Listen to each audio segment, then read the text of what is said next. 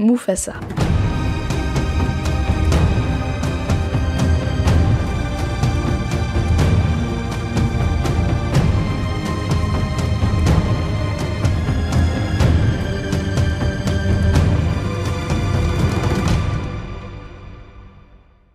Mufasa, roi de Milélé, créateur de la Terre des Lions, amour de Zarabi et surtout père de Simba. Un personnage emblématique et d'une puissance inestimable dans l'univers du Roi Lion. Mufasa est apparu pour la première fois dans le film de 1994 et sera encore aujourd'hui un personnage important et récurrent dans l'univers du Roi Lion. Un personnage riche en émotions et très important par sa posture et ses paroles qui résonnent encore dans nos esprits. N'oublie pas qui tu es. Mufasa fait de son personnage un père pour tous et un roi parfait aux yeux des autres, enfin presque. Mufasa est né sur une terre des plus désertes, lui et ses deux parents, Masego et Avia. D'après une recherche sur ce dernier préquel dessinant Mufasa, en 1994, peu de temps après la sortie du premier film, Mufasa est défini comme le fils aîné et l'héritier du roi Aedi et de la reine Uru. Or, nous n'avons aucune certitude de cette annonce et de sa provenance, car cette version est différente du préquel, par la place des deux frères, nés dans la même famille. Or, dans ce nouveau film, ceci n'est pas du tout le cas. Mufasa a vécu un début de vie heureux et épanouissant, avec ses parents, avant l'arrivée de la pluie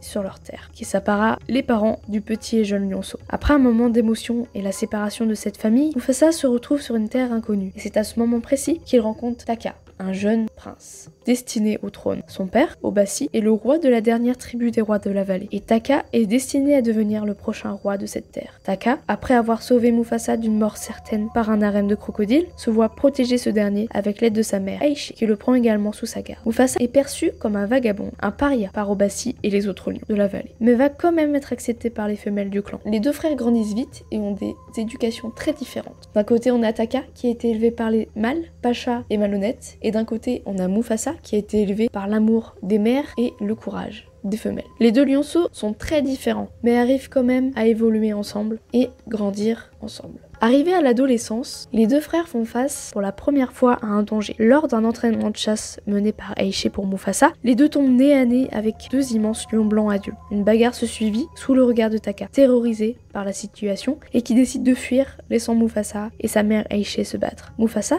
dans un coup de rage, tue un des lions qui s'avère être le fils d'un présumé roi des vagabonds, Kiros, se nommant Saetchu. Obasi, dans un dernier espoir pour sa tribu, ordonne à Taka et Mufasa de partir loin de la vallée pour se protéger des représailles et garantir sa descendance. Pendant le voyage, nous remarquons un éloignement progressif des deux frères, malgré la menace auxquelles ils font face. Mais une rencontre va tout bouleverser, Zarabi. L'arrivée de Zarabi dans la troupe donne aux frères une opportunité et plus particulièrement à Taka. Tout au long du voyage, Taka est comme aveuglé par une obsession envers Zarabi. Mufasa, pour le protéger, lui donne des conseils et laisse l'amour qu'il ressent pour Zarabi pour laisser la chance à Taka. Mais Zarabi et Mufasa sont destinés à être ensemble. L'amour qu'ils se portent naît petit à petit et grandit de jour en jour en laissant Taka se noyer dans un chagrin d'amour inexistant. Mais il ressent une trahison par son frère. Mufasa fait également la rencontre de Rafiki, un jeune mandrill fasciné par ses rêves et ses prédictions. Il sera un de ses plus grands fidèles lors de son règne. Arrivé à Milélé, Mufasa découvre ses terres et les animaux la peuplant. Taka lui montre une facette jamais vue auparavant. Faire équipe avec Kiros en aidant à suivre la petite tribu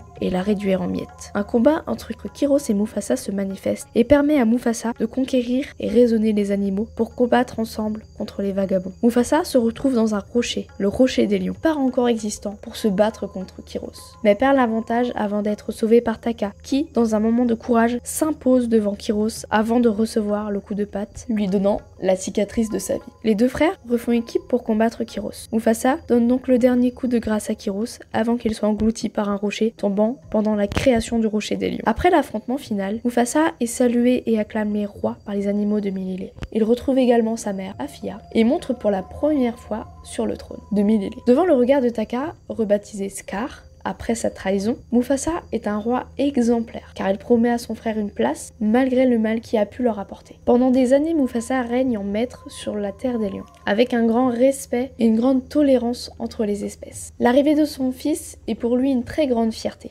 et il donnera tout pour lui, jusqu'à son dernier souffle, celui qu'on connaît tous.